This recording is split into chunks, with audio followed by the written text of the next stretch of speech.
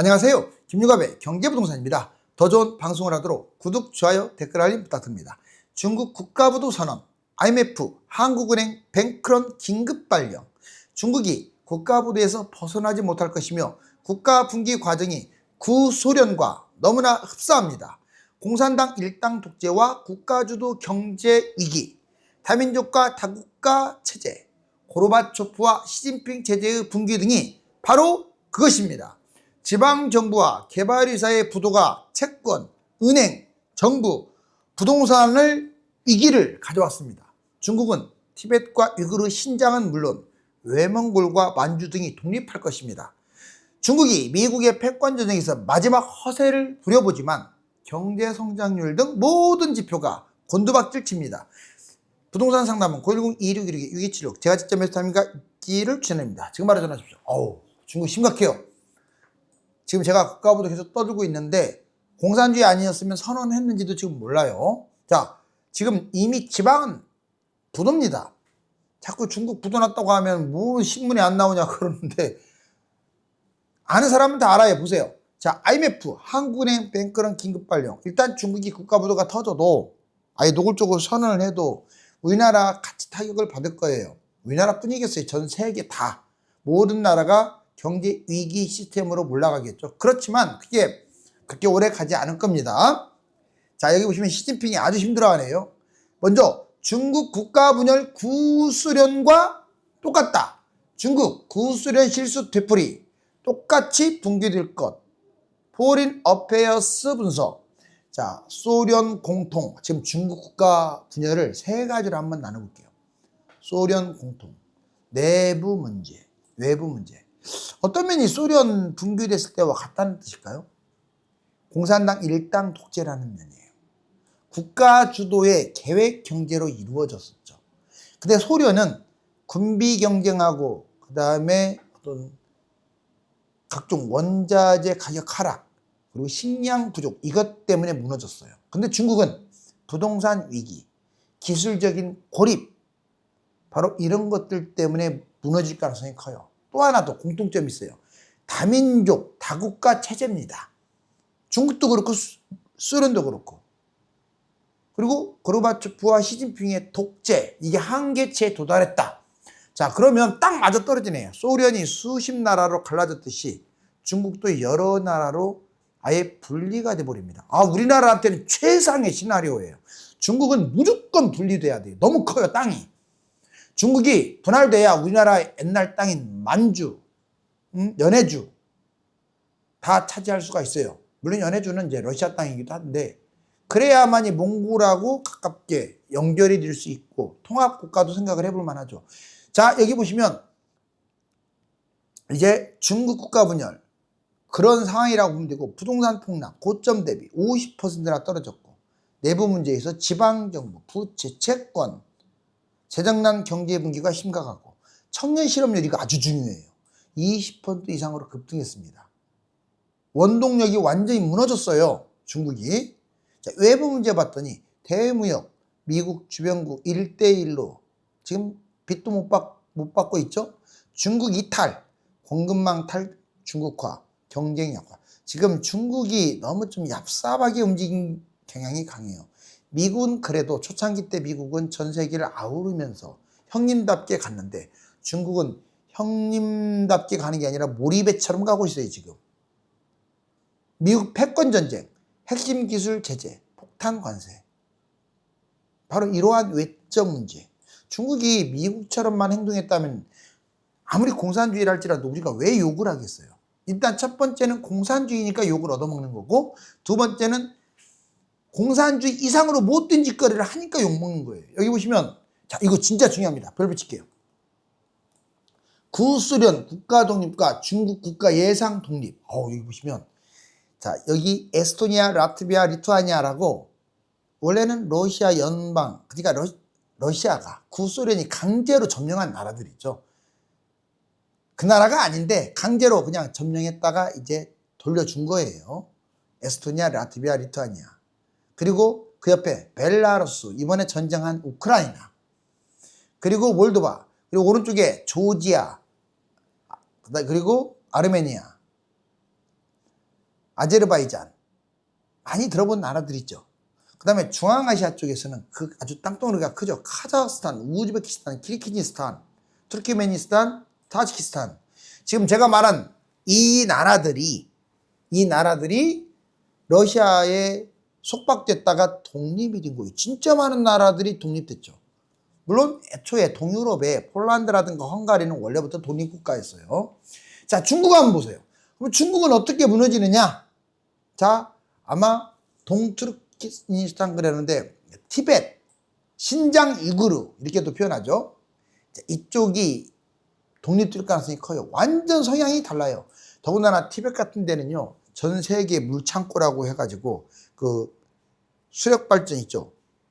자, 지금 중국이 꽁꽁 이거 막아갖고 좌지우지하고 있는데 독립만 하면 중국은 티벳의 수자원 지배를 받게 돼요. 오른쪽 보시면 지금 몽고 땅보다 훨씬 커요. 지금 빼앗긴 몽고, 외몽고 여기 지금 차지해야죠. 그 다음에 만주는 엄연히 중국 땅이 아닙니다. 만주는 오히려 중국 땅보다 우리나라 땅에 가까워요. 청나라 예전에 우리 고조선 고구려 발해 땅이 여기 같이 있는 것도 되고, 그러면 이런 나라들이 독립을 하면 중국 이만큼밖에 안 남네요, 에게. 자, 그러면 우리도 해볼만 합니다. 자, 이제 중국 지방정부, 개발회사, 기업 디폴트. 자, 중국이 무너지고 중국이 여러 나라로 분리되면 가장 큰 수혜를 입는 나라는 대한민국이에요. 잊지 마세요. 지방정부, 지방채 디폴트가 1500조, 사상 최대예요.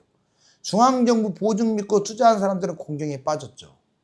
그리고 지방정부 상품 채권 60개 디폴트에 빠져버렸어요. 와, 지방정부가 심각해요. 어디까지 붕괴됐는지 통계도 안 잡혀요. 개발회사, 비구이안, 왕커, 헝다 다 지금 디폴트 위기입니다. 기업들, GDP 20% 이상 차지하는 개발회사들이 디폴트에 빠지다 보니까 지금 중국의 부동산이 아주 심각해요. 약 반, 50%가 폭락을 했어요. 대단하죠. 23년 중국 국유기업 포함 19곳이 위기 확산. 정말로 중국이 디폴트에 빠진데 이거 보실래요? 시진핑 중국 위기 요인. 자, 중국 지방정부가 디폴트에 빠지다 보니까 결국 숨은 뇌관이 이제 터지는 상황이에요. 자, 시진핑의 중국은요, 저 정부, 지방정부를 주로 의미합니다. 일단 지방정부는 디폴트에 빠졌어요. 신용 문제가 생겼고, 위기 요인, 지방정부 특수법인 채무불이행, 연쇄 폭발, 지방정부 채무 6,644조, 우리나라 돈으로 1경 이상입니다. 중앙정부는요, 지금 디폴트 안 빠졌다고 하지만 터졌는지도 몰라요. 왜? 공산주의라 모르는 거예요. 공산주의 디폴트설, 위기 탈출하려고 별짓 다 하겠죠. 오죽하면 피치, 무디스 모두 다 부정적으로 신용등급을 다 하향. 위기 요인, 자금이 부족해요. 지금 중국은 경제 모멘텀도 상실하고 투자 추락하고 킹달러, 위안화 약세, 경제 불안이 가중하고 종합위기, 성장률, 부동산 폭락, 기업 부도, 이게 계속 악순환. 물론 가끔씩 반짝하면서 첨단 산업이 뜨고, 가끔씩 반짝하면서 수출이 성사를 이루고, 가끔씩 반짝하면서 뭔가 잘 되는 것 같이 보이지만 종합적으로는 이렇게 병들었다고요. 자, 이거 진짜 중요해요. 별표 한번 쳐볼게요. 중국 경제분기 5단계 진행 과정. 이거 한번 잘 좀 보세요. 1단계는 경제 구조가 붕괴됐는데 대략 이제 예측을 해봤어요. 26년부터 28년. 2단계는 사회 불만 폭발과 시위가 확산될 수 있어요. 28년에서 30년, 대충 2년 단위로. 3단계는 지도부가 균열되고 권력투쟁, 2030에서 32년. 4단계는 중앙통제력 상실 및 지방이탈, 32년에서 2034년입니다. 마지막 5단계, 중화인민공화국 해체 또는 체제전환. 아까 구소련 해체하고 같은 거죠. 이렇게 5단계로 중국이 무너질 수 있다라고 아주 구체적인 내용들이 나오는데 1단계 보자고요. 자, 일단 구소련하고 비교해서 어떤 점이 유사한지. 구소련도 경제개혁, 즉 페레스트로이카라고 아주 유명하죠. 이거 실패 후에 생산력이 붕괴됐었어요. 그러니까 경제구조가 붕괴됐죠. 부동산 기업 연쇄부도 건설 산업이 붕괴되죠. 지방정부 부채 한계, 공공서비스 축소도 있죠. 청년 실업 25% 돌파. 너무 많아요, 실업률이. 사회적 불만 폭증하죠, 지금 중국. 외자 유출, 위안화 약세, 금융시장 불안이 가중됐죠. 1단계는 지금 현재 맞아떨어지고 있어요. 그 다음 2단계, 사회 불만 폭발, 시위 확산. 이건 유사점이 구수련의 내민족 간의 갈등, 식량난, 그래서 반란이 일어났었죠. 아마 중국도 그럴 거예요. 일부 도시에서는 생계형 폭동이 일어나고 있잖아요, 지금. 백제 시위 계속 지금 재점화되고 있습니다. 지금 조용한 것처럼 보여요. 워낙 은둔의 나라다 보니까. 일부 도시에서 생계형 폭동이 일어나고 있고, SNS, 메신저를 통한 비공식 저항 네트워크도 확산되고 있어요. 당, 국가 체제에 민간 통제력이 많이 약화됐어요. 왜? 지방이 붕괴되다 보니까. 자, 민족자치구, 신장, 티베트, 내몽골, 분리요구 증가. 지금 내몽고가 만약에 내몽고가 가장 유력하죠. 몽골한 나라가 있으니까. 이거 빨리 돌려줘야지. 뭐 하고 있어요? 지들 홍콩은 뺏어갔으면서 왜 독립국가인 몽고 땅을 강제로 가져간 내몽골은 돌려주지 않습니까? 이 도둑심보야. 자, 내몽고 크기가 지금 몽고 크기하고 맞먹어요. 여튼 지금 일부 도시에서 막 폭동이 일어나고 있고 분리 요구가 증가하고 있어요. 지금 2단계 때 사회불만이 터졌던 구수련과 똑같아요. 3단계 지도부 균열과 권력투쟁은 30년에 32년으로 예상을 하는데 연도야 다를 수 있어요. 유사점 구수련이 고르바초프, 엘친이라고 있죠. 보리스 엘친 서로 권력투쟁을 합니다. 자, 중앙권력 시진핑 또는 후계자들하고 권력투쟁, 그리고 지방 정치 세력 간의 충돌, 이거하고 똑같아요. 어쩜 그리 같을까요? 자, 군부대 일부 엘리트 개입 시도, 쿠데타 움직임도 지금 보이고 있습니다. 정치 엘리트 내부 분열, 충성파, 개혁파 충돌. 영원한 시스템은 없는 거예요. 특히 일당 독재는 오래가지 못해요. 4단계 중앙 통제력 상실. 이제 지도부가 균열된 다음에는 통제력이 상실되겠네요. 지방도 이탈되고. 자, 구소련 15개 공화국으로 분열됐어요. 아까 15개 공화국 다 독립된 거 아시죠? 유사점 경제, 행정, 시스템 붕괴됩니다. 이제 중국이 지방정부 자율선언할 거예요, 아마. 자, 티베트 우리는 독립한다. 처음에는 총 쏘고 난리 나겠지만 여기도 독립 저기도 독립인데 무슨 총 쏘고 난리 나요. 광둥, 상하이 등 경제력이 큰 지역 자율통치, 도시도 이제 시진핑 네 지시를 안 받겠다 이럴 거예요, 아마. 자, 민족자치구, 또 민족이 소수민족이 얼마나 많은 줄 아세요? 독립망이 너도 독립 나도 독립. 티베트 신장뿐만 아니라 기타. 우리 조선족도 작은 민족이 아니에요. 마지막 5단계 중화민주공화국은 완전히 해체됩니다. 약 34년, 지금으로부터 10년 정도 걸려요. 유사점 구소련이 러시아, 우크라이나, 자, 벨라루스로 완전히 분열되듯이 중화인민공화국 체제 공식 해체 또는 군부 중심의 긴급정부가 수립돼요. 일당 통제 종식, 일부 지역은 자치국가 또는 연방 형태로 전환, 국제사회, UN, IMF 등 통해서 개헌 및 체제 지원. 이게 완전히 이제 민주국가로 전환되는 방법도 있고, 베트남이나 구소련처럼 반절만 민주국가 뭐 이렇게 변할 수도 있어요. 그래서 분기 이후에 중국 예상 모델은 러시아 모델, 지금의 러시아처럼 될 것이다. 그건 좋은 현상은 아니에요. 푸틴이 저런 식으로 독재한 순간 러시아는 망한 거예요. 동유럽의 모델, 동유럽은 괜찮아요. 완전히 이제 자유민주주의로 넘어온 거나 다름없으니까. 그 다음에 중동형 모델. 중동 같은 경우는 자율적인 부분이 있지만 좀 발전면에서 문제가 있죠. 분단형 모델도 있습니다. 여러 가지 어떤 쪽이 될지는 모르겠네요. 자, 중국 4대 디폴트. 채권 디폴트, 은행 디폴트, 부동산 디폴트, 정부 디폴트, 이 4개의 디폴트가 지금 터진 거예요, 중국은. 맨날 국가 부도냐. 이 자유민주주의 시장의 시각에서 바라보면 맨날 디폴트라고 말하는데 공산주의가 원래 그런 거예요. 여러분들 러시아가 지금 디폴트 터졌다고 우리가 지금 러시아에서 선언하겠어요? 디폴트 했다고? 선언 안 해요. 이번에는 중국 금융위기 세계 경제에 먹구름이 되고 있습니다. 중국발 금융위기 짙어지는 세계 경제. 단 이걸 아셔야 돼요. 중국이 경제위기 터지면 멀쩡하겠어요. 우리나라도 다.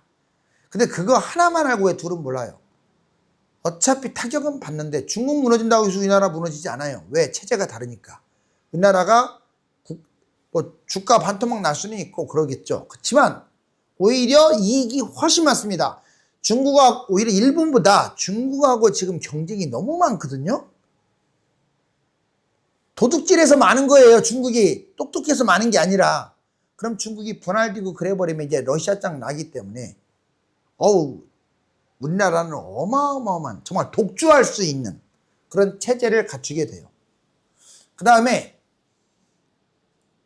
장기 불황에 빠질 수 있겠죠. 중국은 잃어버린 일본의 3, 40년을 중국이 닮아가는 거죠. 제2의 리먼 사태가 될 수도 있습니다. 미국 부동산 붕괴가 글로벌 위기로 확산됐듯이 중국의 사태가 전 세계로. 그 다음에 중진국의 함정입니다. 자, 중국은 중진국, 전형적인 중진국에서 선진국으로 넘어간 나라는 대한민국밖에 없어요. 쉽지 않습니다. 또 규모도 커가지고. 자, 이제 중국의 주요 지표가 얼마나 만신창인지 보세요. 여보세요. 경제성장률 지금 24년도에 추락하고 지금도 회복 못했어요. 소비자 물가 상승률 떨어지는 거 보세요. 너무 상승률이 낮아서 디플레이션에 빠졌어요. 생산자 물가 상승률 마이너스고 소매 판매 증가율도 마이너스에 해당돼요. 산업 생산 증가율도 마이너스. 낮아져야 할 실업 증가율은 21.3%. 세상에 청년 실업률이 이렇게 높아요. 중국, 미국에 대항할 3대 무기. 허세가 진짜 세죠. 이번에 물론 임시적으로 3달 동안 이제 자, 좋다. 조금 몇 개 항목을 제외하고 관세 유예를 했죠. 이제 서로가. 중국 허세. 히토류를 중단한다. 히토류 중단해서 자동차 들은 로봇의 필수인데 중국에 전개된 6가지 히토류 좀 제한돼 있죠.